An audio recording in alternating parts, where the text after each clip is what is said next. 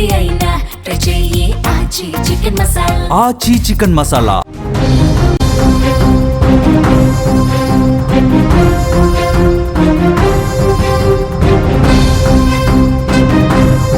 రిషికప్రియ మృతిపై ఎమ్మెల్యే స్పందించినట్లుగా తెలుస్తోంది.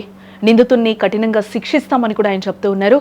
ఈ సందర్భంగా ఆయన ఒక వీడియోను కూడా షాజహాన్ పాషా రిలీజ్ చేయడం జరిగింది. చంద్రబాబు దృష్టికి తీసుకెళ్లినట్టుగా కూడా ఆయన వెల్లడించారు. మదనపల్లి చిన్నారి రిషికప్రియ హత్య ఉదంతంపై స్థానిక ఎమ్మెల్యే షాజహాన్ పాషా ఘాటుగానే స్పందించారు. ఈ ఘటన తనను తీవ్రంగా కలిచివేసిందని, నిందితుడు కులవర్ధన్ను ఎట్టి పరిస్థితుల్లోనూ వదిలిపెట్టే ప్రసక్తే లేదని కూడా ఆయన స్పష్టం చేస్తూ ఉన్నారు. బాధితులకు న్యాయం జరిగే వరకు కూడా తన అండగా ఉంటానని భరోసా ఇవ్వడం జరిగింది.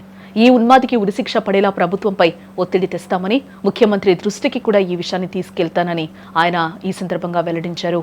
ఇప్పటికే ముఖ్యమంత్రి చంద్రబాబు నాయుడు మరియు హోంమంత్రి అనిత దృష్టికి పూర్తి వివరాలను తీసుకెళ్లినట్లుగా కూడా ఆయన చెప్తూ ఉన్నారు. అసెంబ్లీ సమావేశాల వల్ల తాను ప్రత్యక్షంగా రాలేకపోయినా ఫోన్ ద్వారా బాధిత కుటుంబ సభ్యులతో మాట్లాడి ధైర్యం చెప్పానని కూడా చెప్తూ ఉన్నారు. నిందితుడికి కఠిన శిక్ష పడేలా చేసి చిన్నారి ఆత్మకు శాంతి చేకూరుస్తామని ఎమ్మెల్యే వీడియో సందేశంలో అయితే పేర్కొన్నారు.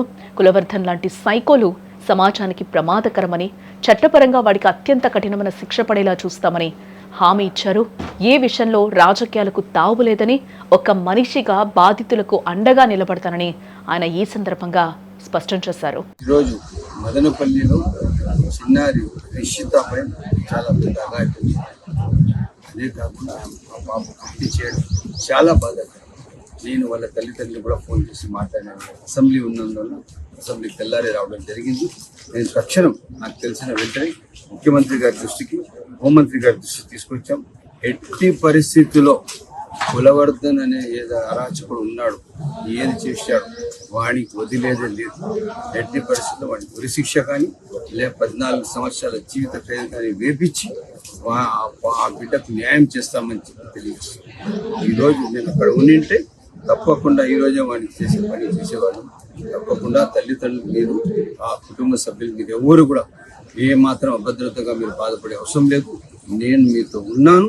ఆ సమస్య నా సమస్యగా తీసుకొని తప్పకుండా దాని పరిష్కారం చేస్తాము. దీనికి రాజకీయానికి చోటు లేదు. రాజకీయం లేకుండా ఒక మానవతా దృక్పథంతో తప్పకుండా నేను తల్లిదండ్రులు న్యాయం చేస్తాను.